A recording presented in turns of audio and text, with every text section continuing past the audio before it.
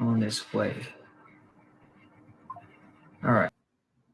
All right. Well, all right. Thank y'all for joining us. If you're unfamiliar with the Force of One organization, our mission is to bring experts to entrepreneurs from around the world to share information that raise capital consciousness in our community. And for the past 16 years, we have a signature event called the Father and Son Red Tie Luncheon, where we bring together fathers and sons, grandfathers and grandsons, mentors and mentees for the sole purpose of connection. A couple of activities that we have, one is breaking of the bread, where we gather together men in a safe atmosphere, rely on to share their hurt, their pain, their successes, so that through collaboration, community, and unity, we can encourage each other, empower each other, inspire each other to pursue whatever God endeavor that has been laid upon their heart. And with the fathers and sons, we have a couple of activities that allow them to share a deeper bond with each other that goes beyond parenting.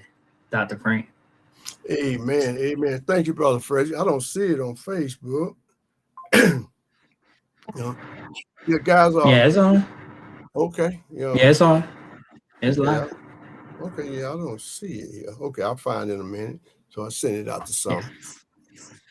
Guys, we on for a good night, as each and every night that we come on is a good night. So I'm just praying, trusting that each and every one thus far having a great. Their week is off to a good week. I'm praying, trusting that you have a good weekend this weekend. I'm praying, trusting that each and everybody went to church this weekend. They got rejuvenated and they fired up and they're ready to go. And so, God, we got a guy that with us tonight, good friend of ours, man, been with Justin and I, been knowing one another for quite some time now.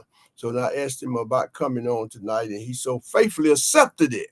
And so we are praying, trusting that you sit back, and I'm praying, trusting that you reach out to someone, invite someone on the broadcast. Invite someone on the broadcast tonight that you, especially someone that you've been loaning money to. Every time you turn around, they're hitting you up for $1 or $2.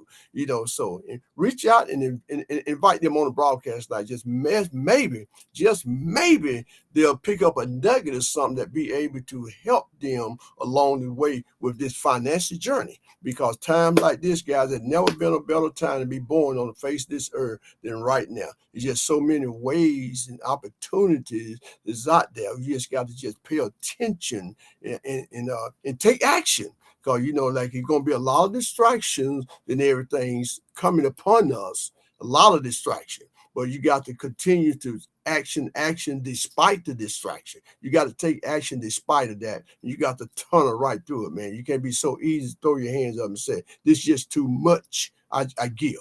And so we are praying, trusting that, like you take pen and pad and take good corporate notes. And then when you take those notes, just don't take those notes, just leave them on the shelf. We pray and trusting that you study those notes and get them within your spirit. And so you be able to live this thing out without even thinking about it. And so I'm not going to prolong the time. And so I'm bringing next voice that you will hear be known other than my good friend, Justin Hampstead, all the way from North Carolina.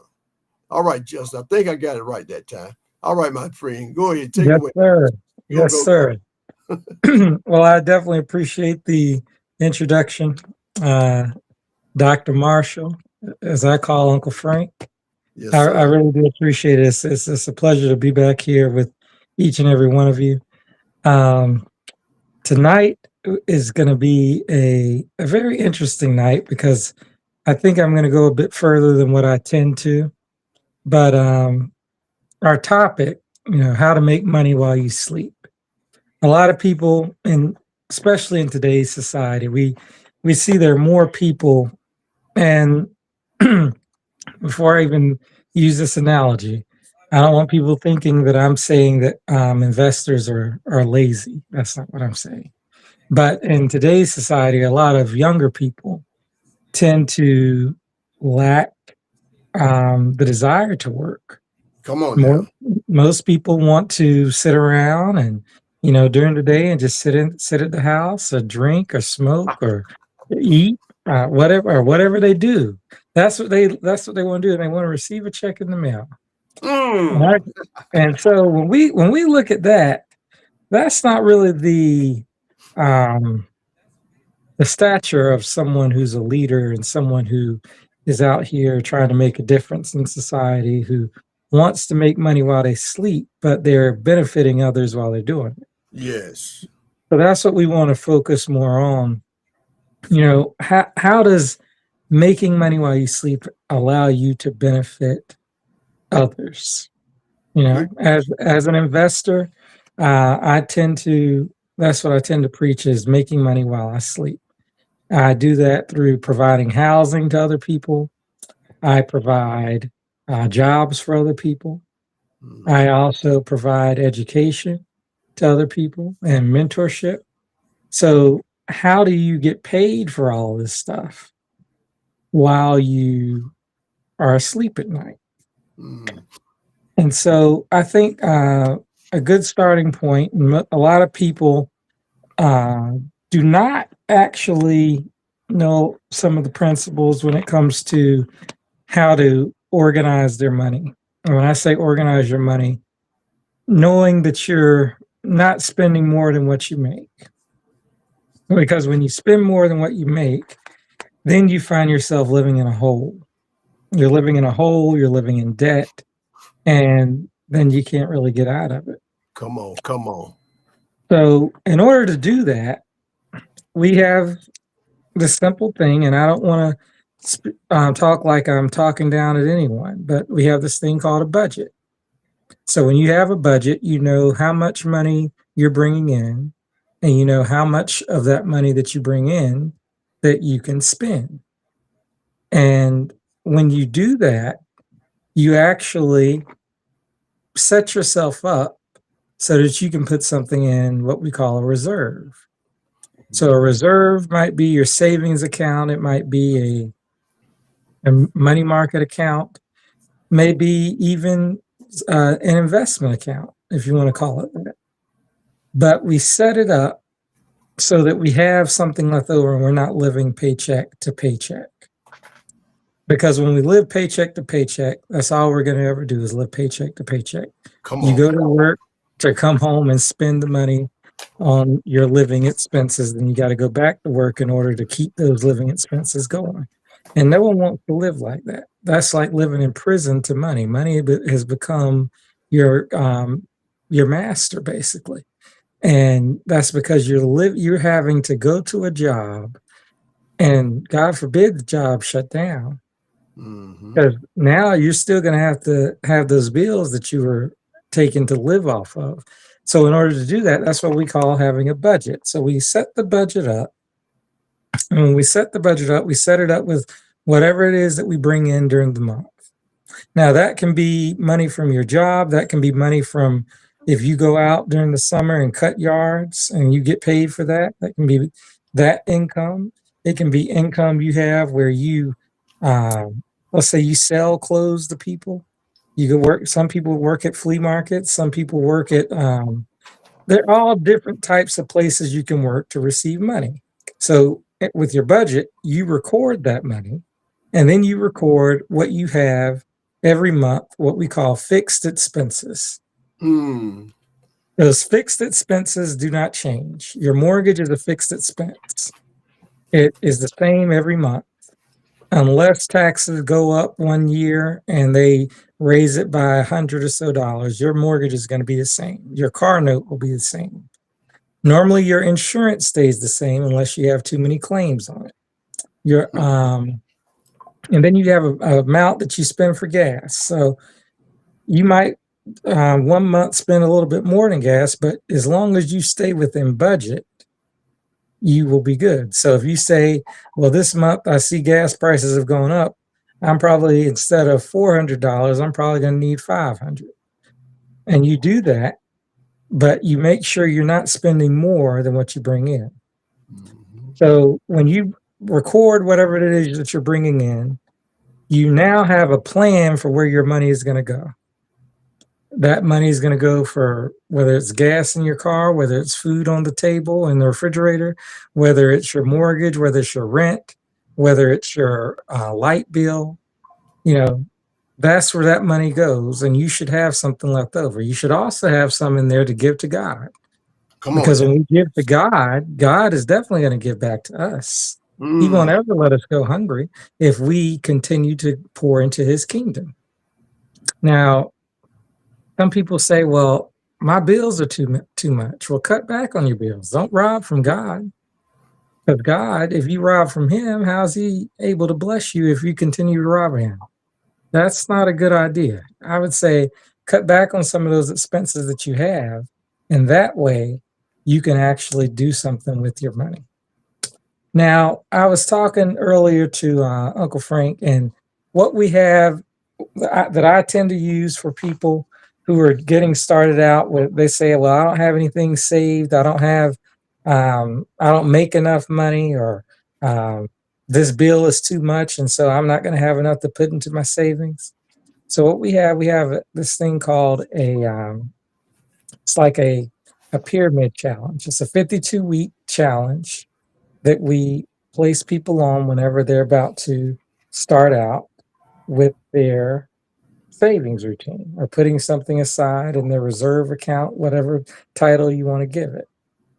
And so the way it tends to work, you put, and this is, we're going to start on the simple end. If let's say you save $1 a day, $1, and you do it for that first week, when I say week, I'm talking a business week, 5 days.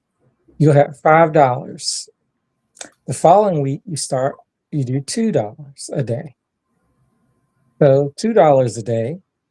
At the end of the week, you'll have $15 because you'll have 5 plus the 10 that you put in there.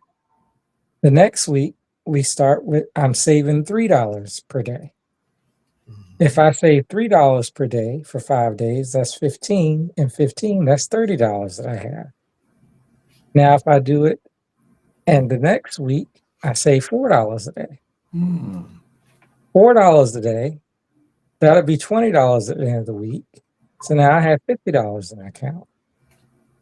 And that's within the first month. So then week 5, I'm doing $5 a day. Because now I've gotten into the habit of saving something. And if it's just $5 a day, that means I'm not going to get that sausage biscuit in the morning. I'm not going to the Subway to get the $5 footlong. I'm putting $5 a day aside. Now I do that for a week, that's $25. The next week, $6 a day, and so on and so forth. And as I continue, we'll look around at the end of the year. And when I say the end of the year, 52 weeks, we'll look around, and that $1 a day that you started with, you should have more than $1,375, I believe, saved aside. Now you've gotten in the habit of it. So I would say step it up. Why not start out with week 1, you start saving $2 a day instead of $1. So week 1, you save you save $10 because you did $2 a day. Week 2, 3. So basically you've just stepped each week up. You've doubled it basically.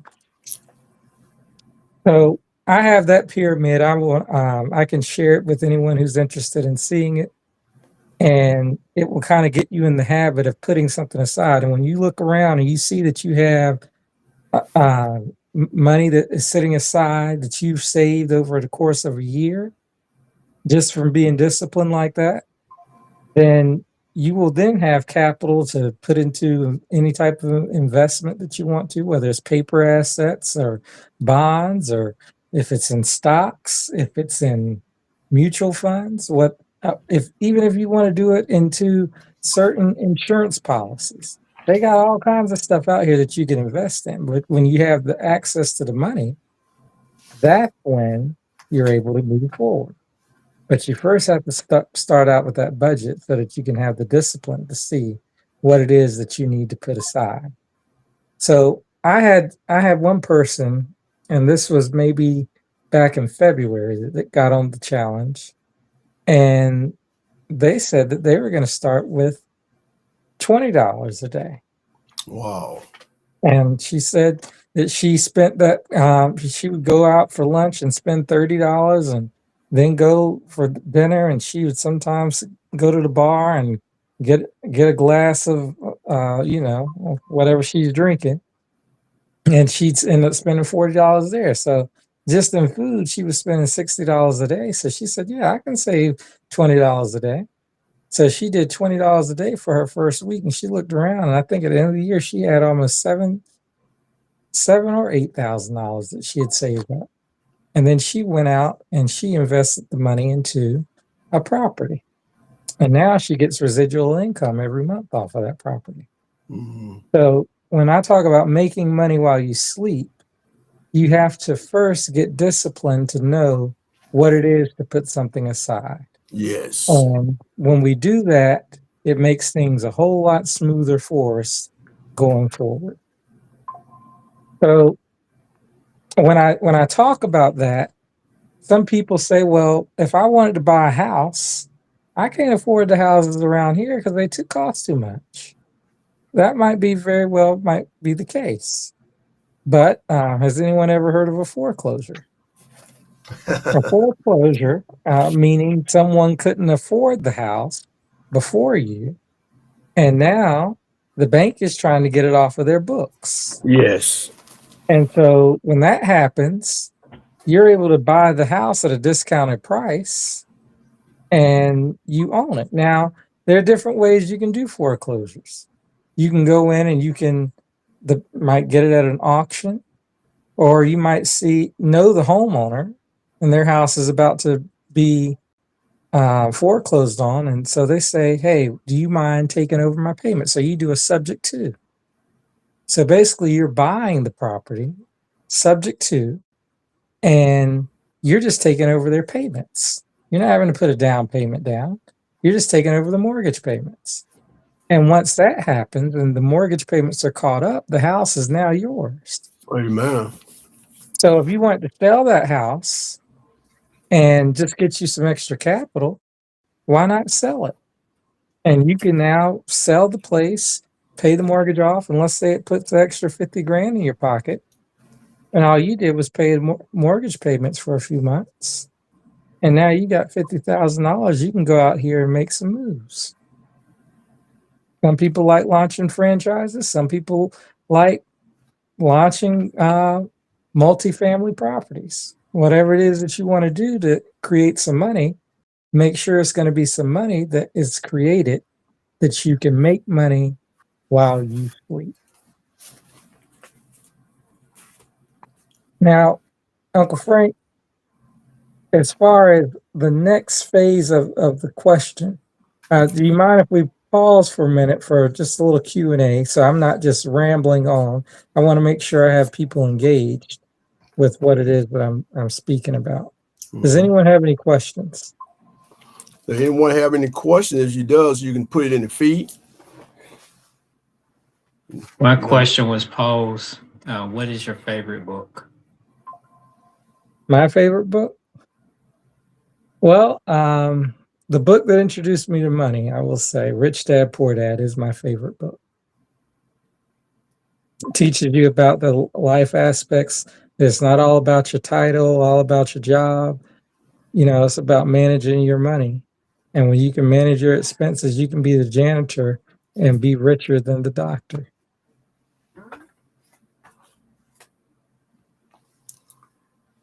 Totally agree with that right there, man. Because most people doesn't have a money problem; they have a management problem. So if we ever learn how to manage our money, man, we're on our way. Because it's not the problem that they don't run into have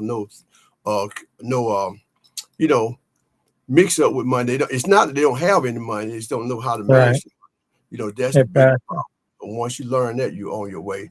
And then that's one of the most, I find this to be one of the most topics too, man. And most people want to stay away from the most thing that we needed. And this one thing they don't want to put their whole self into to learn about.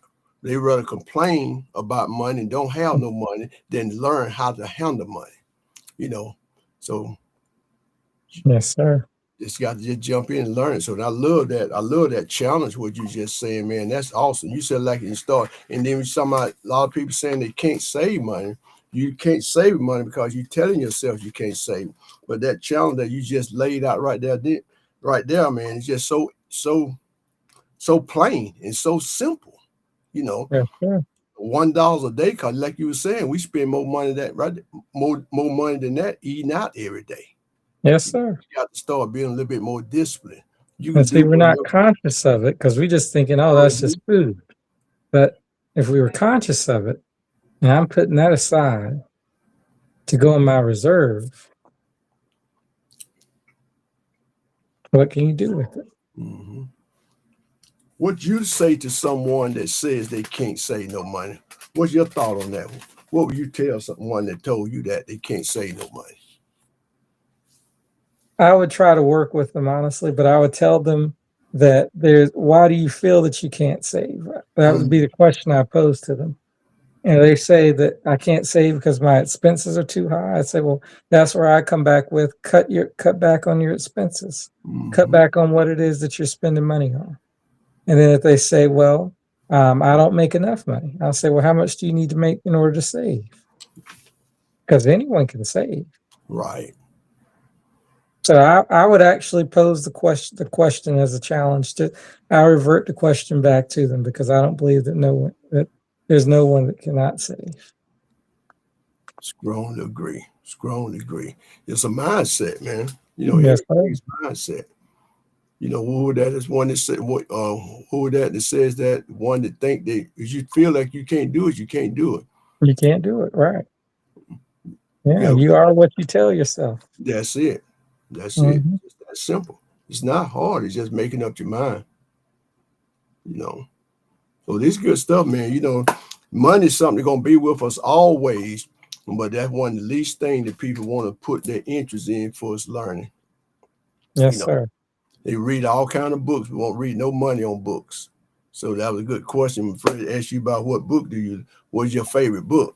And what you said was Go Rich Dad. Rich Dad, Poor Dad by Robert Kiyosaki. Mm-hmm. Yeah. We got this other book over here too. I was just reading it the other day. It's dealing with, let me see, well, I just had it. Fred, you got any more questions for Justin?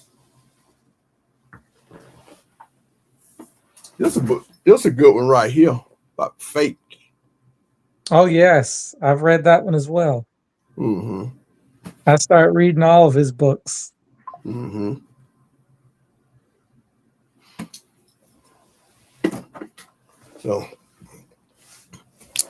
So good, Justin. You was just talking to me earlier about about how we were talking about foreclosing, how you can take over someone's house and everything.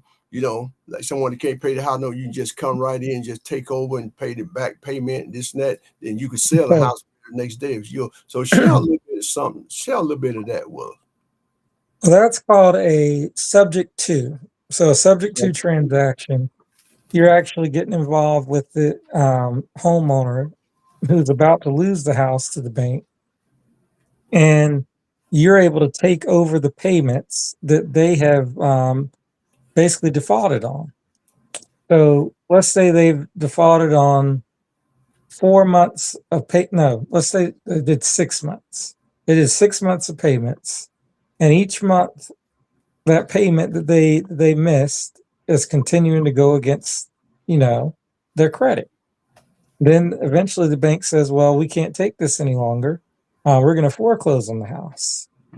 So you decide to come in to take over the payments without going through an auction or, having to put up the full amount for a house. If let's say the house is worth $200,000 and they have a mortgage that has an $80,000 balance. You wouldn't have to come in there and put up $80,000 in order to buy it from the bank. They just want their payments because they've amortized it over so many years. So you would build a rapport or some type of connection with the homeowner. Ask them, could you do a subject to transaction with them? The subject to transaction is going to allow you to take over the payments for the property.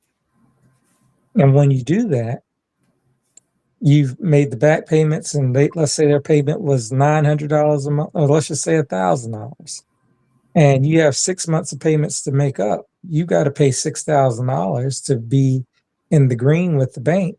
you do that, and let's say, okay, well, $6,000 I've paid, and I have somebody who wants to pay me $180,000 for the house. Now, mind you, I told you it was worth 200. Right. They're buying it for 180 because they want to still have a little room to wiggle as far as their equity. You have an $80,000 mortgage. You can now sell that house to them for 180, pay off the $80,000 mortgage. You've recouped your 6,000, and you took $100,000. So that 6,000 was in that 100. So you get your 6,000 back that you paid on the payments, and now you have $94,000 profit in your pocket, and you can now move forward and do a different type deal. They're huge. Do you teach that or what?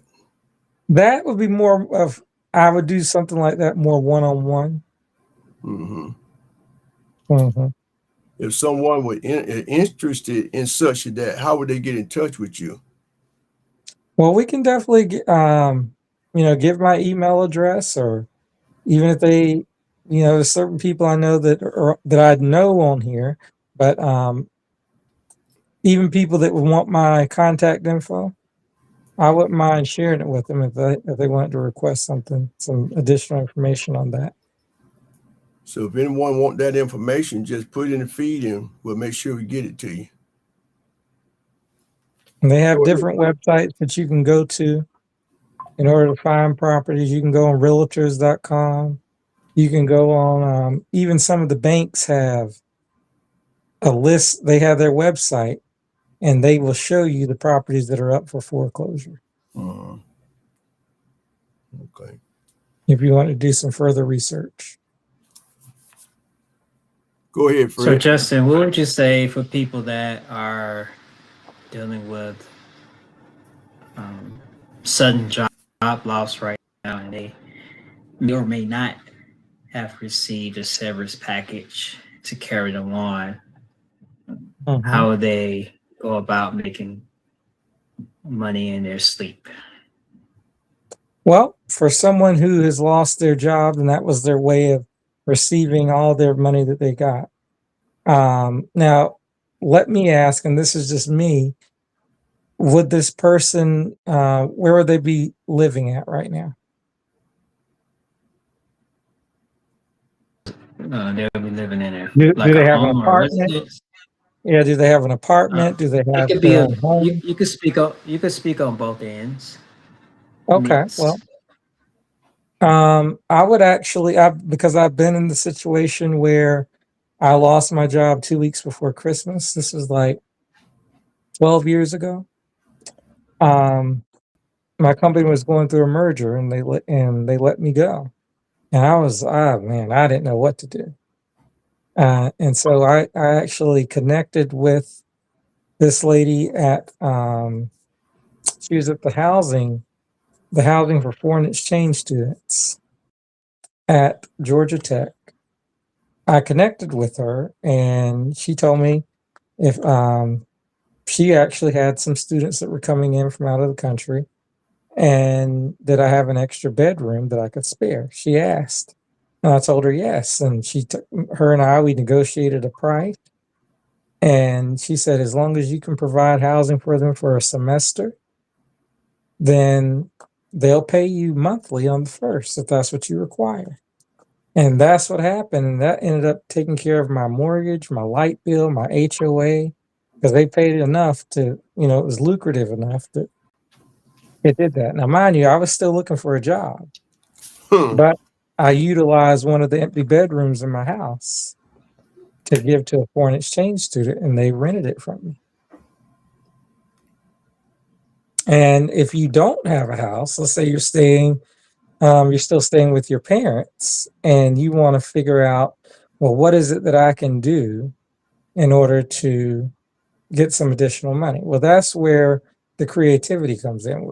Especially during this time of year, if you got to get out and push the grass at some houses, just to make some money, to say I've got $200 or $300, I would say find a few houses in the neighborhood that you can do that at, that you can actually cut their yards, do some landscaping, and before you know it, you could actually have a landscaping business, and people would pay you to come and decorate their yards with flowers and all kinds of stuff. That's just one way.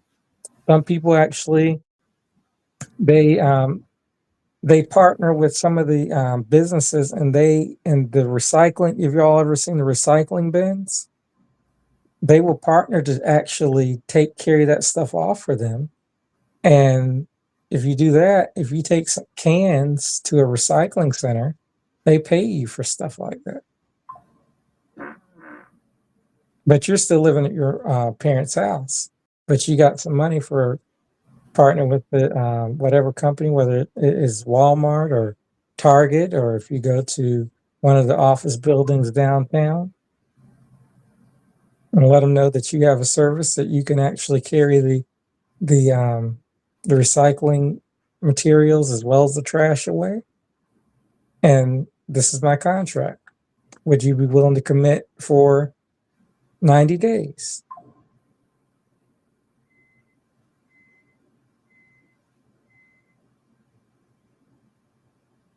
Then some So what people is some- actually do Uber. I'm sorry. No, you go ahead. Go ahead. I was so one of the someone those points you actually said was good. So I was thinking of a question of if someone wanted to invest today, say they don't know too much about the stock market and trading, and we trade every day, but the trading in the market, will it be some small investments they can do, they can make within themselves and as well as in the market that will give them some, it's not quick, but they can actually get them an investment that can keep them moving forward or whatever their desired goal is. Now, are you asking for educational content, or are you asking for an actual investment? Because they have investments that are very low risk. Educational content only. Yeah. Okay. Well, educational content to find out things. There are all kinds of websites and academies they have out here as far as teaching things with day trading that people want to do. Some people do want to get involved with that. If they do, I would advise them to look up this guy named Carlton Dennis. He's a good day trader. He has material out online on YouTube, and he'd be a great teacher. I think, Frank, don't we have someone here in Force of One? What's the guy's name? I can't even think of his name. He goes to Word of Faith. He just dropped off. Oh, he dropped off. Okay. Yeah, But yeah, we do have a member of the church. He's really big in day trading. He also works a job, but he does day trading on the side. So what's your, as an investor, what do you invest in? As far as paper, your portfolio, yeah, your portfolio. Are you investing in some real estate? You have a mixed plan of. I'm more of a real estate investor. However, I have. Looks like my screen is going low, but I have. Yeah. I've actually invested in paper assets. I'll look at stocks and how things are going in the market, and before I just jump in. And when I do that, so I have stocks in companies like Facebook. I have stocks in companies like Coca-Cola. And I look at trends of where people tend to focus at. Where do people tend to buy a lot, especially during the holidays? When you look at the holidays, Michael Jordan stock. might be an area to put something in. If you want to do crypto, some people like that's the new thing now, digital currency with cryptocurrency. I do have some of that as well. I've invested in Bitcoin. You can do that through just utilizing the Cash App. So they have different ways that you can invest in digital currency or paper currency. But my biggest investment tends to be real estate. I provide housing for others.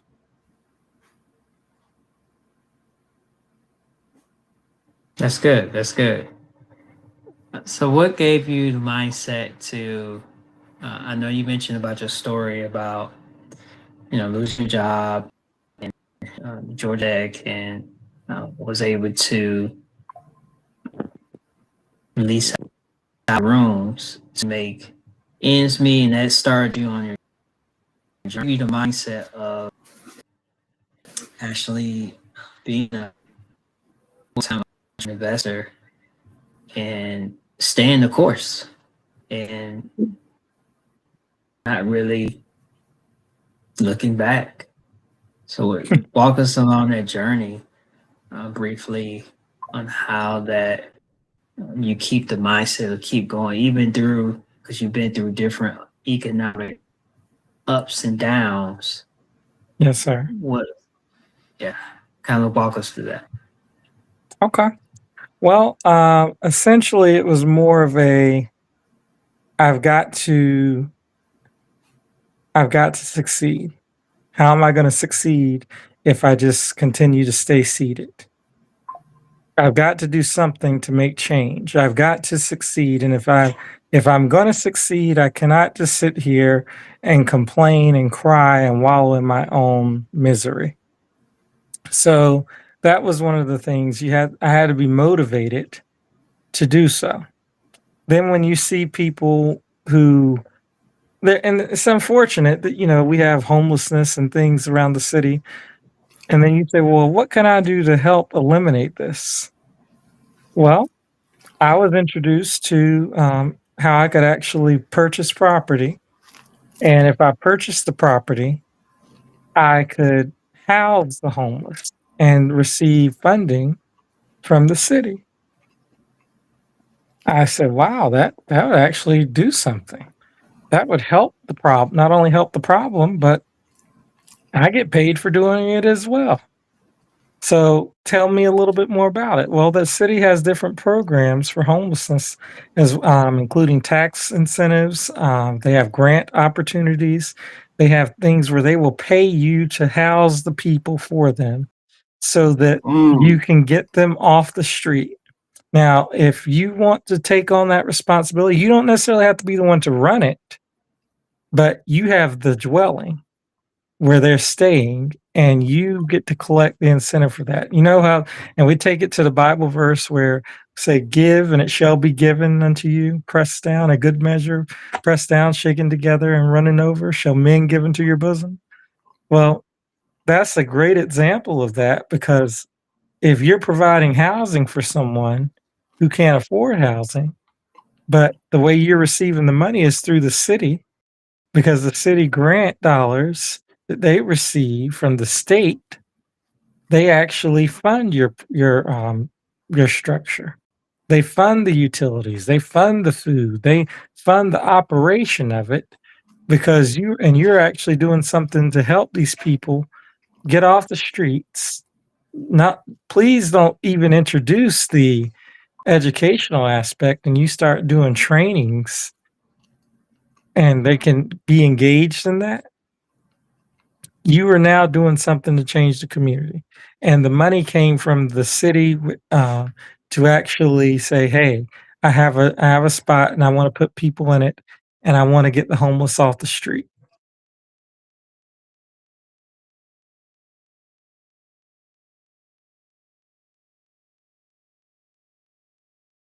That's good. Okay. In consideration, there are different programs and different incentives that are out there. You just had to go search for them. You had to look for them. There are occasions that people will provide that access to you, Mhm. But on the majority of cases, that you have to go out there and know where to look and know where to search and actually align it with your core values if it makes sense for you to pursue that particular business endeavor that will help people along the way. So, Justin, also share with us uh, that uh, what is your what is your strategy uh, in this what it seems like this administrative changes on a weekly, on a daily basis, but roughly for business owners on a weekly or bi-weekly and a quarterly basis. And does that sway you any way, or you're just a person that keeps moving forward on what your plans are? Kind of walk us through how you navigate these times. Well, with all the stuff and all the chaos we have going on right now, it started with tariffs, and then we have the gas prices, and now we have wars going on. I understand the economy, even government shutdowns. So getting through things like this, it is a difficult time. But my strategy is, as far as pressing forward, it comes along with what need can I serve. So if I can identify the need that I can serve, how can I help someone else despite what's going on in the economy right now? That's where I want to focus in on.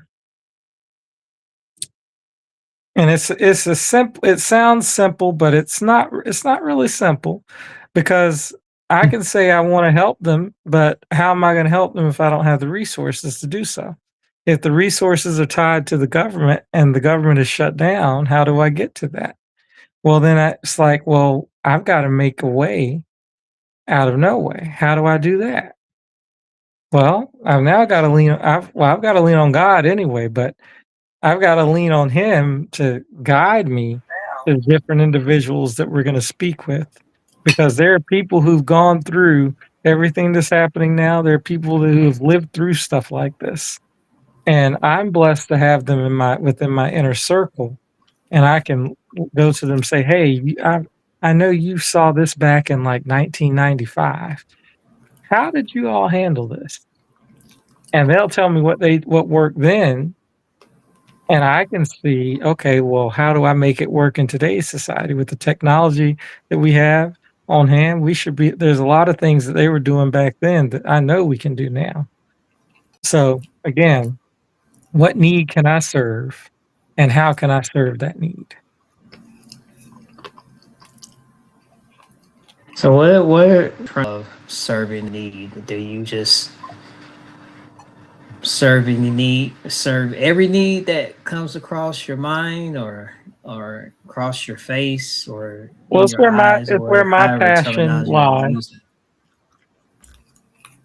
It's where my passion lies. My passion lies for one, educating people in financial literacy. I have a nonprofit. If I can teach others how to manage their money and invest in assets that make money, if I can do that, I'm fulfilled. The other part of it is the real estate. Okay, yes, I invest in real estate because I don't ever plan to go back to corporate America. I do that because I have a residual income that's generated from it. Now, I am actually looking at selling one of my first properties now, to an investor. We're in negotiation about it, but with that, I'm going to take that and invest in something larger. It's going to help with my development project. So yes, I find areas. I know housing is an area that there's a really big need, not just in Atlanta, not just in North Carolina and Fayetteville, not just here, but all over the country. Housing is a really big need. But what can I do to impact the change in the tri-state area that I'm in? In my tri-state happens to be Georgia, South Carolina, and North Carolina. What can I do within these three states? And so that's what I'm saying when I say, what can I do to serve a need? I know the need is housing. How can I serve that need? How did you get to the point of settling into this is what I want to do with my life or my career? How do you settle in that point? That came, I will say, when I was introduced to Robert Kiyosaki. I had the motivation of wanting to get out of the rat race. That's what it was called. Why live in the rat race if you can live in the fast track?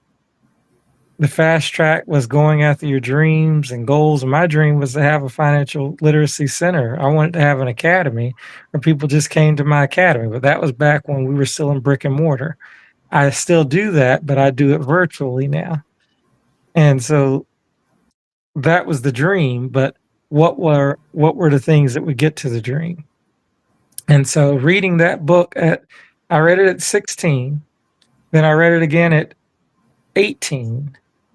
And then I actually stepped it up and I got into the, where Uncle Frank showed the book Fake.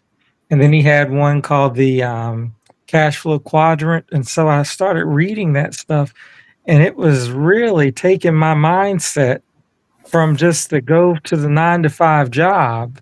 And it was taking my mindset to say, hey, if you focus in on this will actually take you away from the 9-to-5 job, and you can actually help change the world. That was what sparked that book. Now, mind you, of course, I had to go through other life experiences while reading the book. It's not just you read the book and then you go out and change everything. So, Right. and doing that, yes, once I read the book and I saw different areas that seemed to be we all know taxes is a big thing. I launched my career in taxes. That then opened my eyes not only to how I can utilize it in real estate, but how do I utilize it for small businesses? All the different incentives they have. They have special departments within the tax department called credits and incentives, where they just focus on all the different tax credits and incentives that we have here in America. And people were not taking advantage of it in our community. But that book sparked all of that. And then once I got into the tax realm, then I knew how to implement this stuff in the real estate area. And it all came full circle. Full circle. Does that mean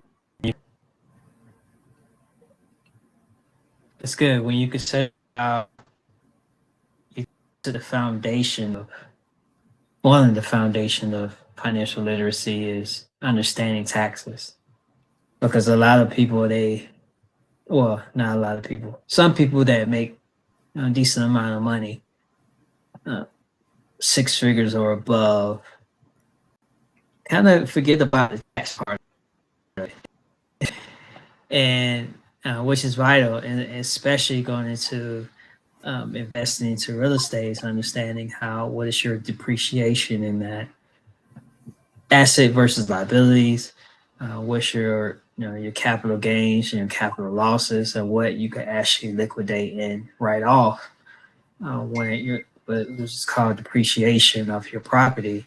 Then coming off, in probably a few years, couple of years, depending on the structure of the deal, refinance it and do other projects with it. And so it's so good to understand the tax part of it, because it gives you an extra level up to mathematically understand what you're actually getting into and what is your exit strategy from there. You'll be able to see Yes, sir. Yes, sir. That is definitely so accurate that it gives you a leg up to say, hey, if I'm looking at this, I need to look at it at all aspects, not just how much am I going to bring in and how much and the expenses as far as the the mortgage and the property insurance is going. I need to figure out the tax incentives too. are there any credits that will provide me extra money because of the area that I'm investing in? You know, the type of people I'm renting to. So, Justice, talk to us about those who are have risk tolerance. Some people just fear. They have fear of taking those risks, whether it be this is risk in general to even stretch out and invest that dollar or whatever it is they want to invest. So the question is, Justin, how did you overcome your fear? That's number one. And number two, a follow-up after that is when did you realize your risk tolerance level of actually go ahead and executing what you have been taught? I mean, what you have received, from Rich Dad, Poor Dad, and so on and so forth. Mm-hmm. Okay, so how did I actually overcome the fear of failure? That's what I'm getting. Yeah. So overcoming the fear of failure, I actually spoke to. You've been out there over a decade, man. That's a lot. Most people don't even get that far.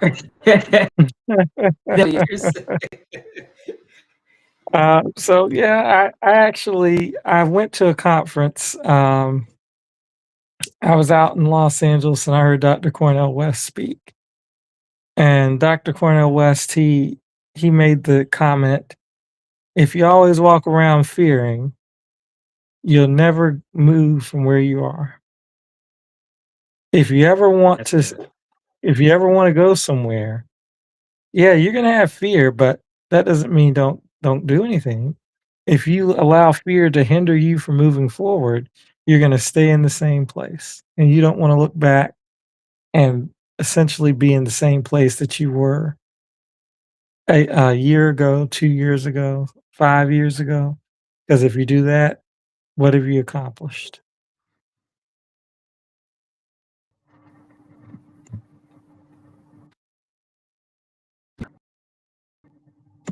So I'll say that's question one. How did I overcome fear? I heard others talk about it. I heard, I even heard different sermons in church, because you have to have faith. Well, what is faith? You have to have work, Yeah. If you're believing something, you got to work it, right? I think Bishop Bronner, he did one and he said, bust a move. Those were his words, bust a move. You can't just stand idle. You got to bust a move. And that's what I did. I had to bust a move. And then when I got ready to bust a move, it was actually after, of course, I had read the Rich Dad book, but I was actually just starting college, really. It was 2007. And I was introduced to an opportunity. Someone called me. I was in New York interning. Someone called me and they said, hey, we have a deal. Would you be interested in buying it? It was a realtor. They were out of Greensboro, North Carolina. And I was like, yeah, send me the information, because I had learned how to analyze deals and, make sure it's going to cash flow and all that. So I was going to use my spreadsheet that I had for this deal that the guy was going to send me. He sent the deal over. And when I looked at it, I said, oh, wow, this is down literally across the street from North Carolina A&T. This is a college town. I could rent this to college students. So I told him I was going to buy it. And me busting a move, I then was trying to figure out, well, I got to find out when my next check is. I got to find out where I'm going to get my money for my down payment. I got to do this. I got to do that. Well, come to find out, he said, don't worry about any of that, because you're a first-time home buyer. And they have a program for you, 0 money down, and they'll finance the entire thing. I said, really? He says, yeah, I'm not lying. So my first house I was able to purchase with 0 money down because I busted a move, and I started calling people, calling my parents, calling cousins, people I knew. Hey, y'all got? Hey, man, I need $1,000. $1,000? What's wrong with you, boy? You know. So I actually was able to do it without having to take money from anyone because it was zero money down. The place was already rented, so I bought it with a existing tenant, and as they say, the rest is history.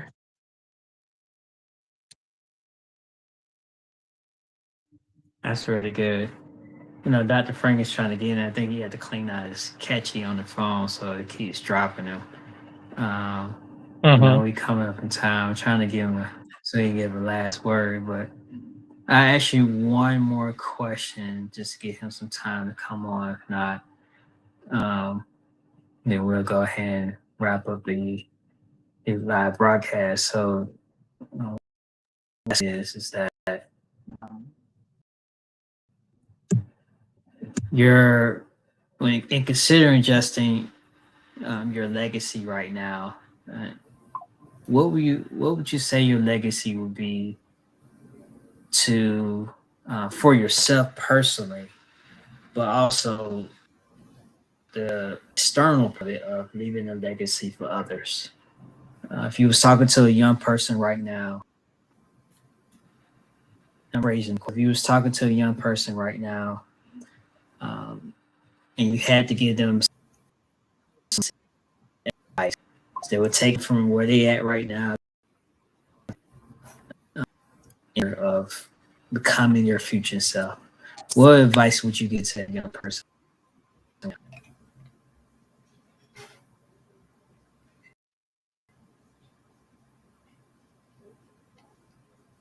Justin, what You didn't fall, did you? You ain't laying down on the floor, eh? Justin, I don't know what happened. You can see us now. We can't see you. Yeah, I can't see you or hear you, Justin. Maybe he had a problem. Well, I know you're off. I kept going in and out. You probably got to clean a catch or your phone, Frank. Because everybody, we stayed on. We had no drops or anything. Yeah, I noticed that. You see, I may have to do what? It's okay. Just had to clean out your phone a little bit. We'll talk offline about it. No, that was on the computer. Oh, okay. Well, I don't know what happened to Justin. Dr. Frank, he just kind of fell off. I hope he's okay. So what we're gonna do? We're gonna check after we get off the live. And Dr. Frank, you want to send you off camera right now before we close out? Yeah, I'm trying to hit it to come back on. Yeah, you're on now. Yeah. Mm-hmm. Yeah, I just like to say, man, that was some good stuff that that Justin was sharing with us, man, because like he was talking about like that fear, and that what holds so many people back from moving forward on various of things, man. Like I realize, like fear is a strong enemy, but it's a weakling compared to the power that we have over it. And once we realize that we can accomplish and conquer anything that we put our mind to do it. Because things, like I always said, things in life that may be hard to do, if we make our mind up, it's hard not to do it. And so, man, that was some good information. I'm praying and trusting that someone was encouraged tonight to be able to get their finances in order. Because finance is a very, very big part of our life, man. We got to have that. And there's never been a better time than now to be able to get your finances in order. It's very, very vital, very important. Very important. It's not that hard. All in making up your mind. We got to, do everything with love. When you put love into whatever you're going out for, with your finance, if you do it with love, you would make it. You'll get things in order. And so you got all kind of people around that very educated in that area. So you can't be afraid to ask for help. You got to be able to ask for help in that area. You got people like yourself, very educated when it comes to finance, literacy, and you got people like Justin. That's not my expertise, but I can, like I say, I can handle my own money. But for trying to teach it, that's not my area. So now I turn that over to people like yourself. And I understand the importance of money, and I know the importance of money. Before just teaching it, that's not my strong point. But with that being said, Fred, I guess we can go ahead and we got like I said, there's all kind of opportunities out there. We got to learn how to take advantage of the opportunity. And like I said, right now, man, this AI generated things, man, you can make all kind of money. I got a guy that's gonna come on tomorrow night on our broadcast. Tomorrow night, he coming on. He got an opportunity, man. That he and I spoke the other day, and it was very electrifying. Very excited. So when I asked him about coming on and sharing it, so he said that he would. So he'll be on tomorrow night. If anyone's out there would like to join us tomorrow night at 8 p.m. And the number to that, it would be not done. I'm getting ready to give out my phone number. 605-313-5109. So don't do that. Say what? What's that, pardon? I said don't do that. No. 605-313-5109, and the PIN number 7539007#. So you can join us tomorrow night at 8 p.m. Come and hear what the guy got to say. No obligations. You don't just come and hear. We got to always keep our ears open, being ready to take on opportunity. Like right now, Fred and I, we're involved in something that's going very well. Some of you may have heard of it, and some may not. But I'm gonna reach out and have a guy to come on next Monday and talk about it. And so it's going well. I'm very impressed with it. Very impressive. I'm getting ready. I'm gonna make a first pull for it real soon, within the next month or so. When I hit that certain mark, I'm gonna go ahead and make my first withdrawal. And go. Okay. And go from there. But that being said. Yeah, that being said, guys, it's after 9 o'clock. I don't know what happened to Justice. I'm gonna call him just a second. Yeah, just give him a call. All right, Fred is and also I'll go ahead and wrap it up. Just give him a call. Say what, Fred? And also, guys, we're getting ready for our father and son Red Tide Luncheon. It's coming up in June the 13th. And it's going to be at the Clarkdale Community Center. Real nice facility. It will be there this year. You'll be hearing more about that within next week. I have more info on that next week, and we're going to be honoring some fathers and sons, because we have some phenomenal fathers out there. Now, fathers, we don't get where I'm looking for. We don't get honored enough.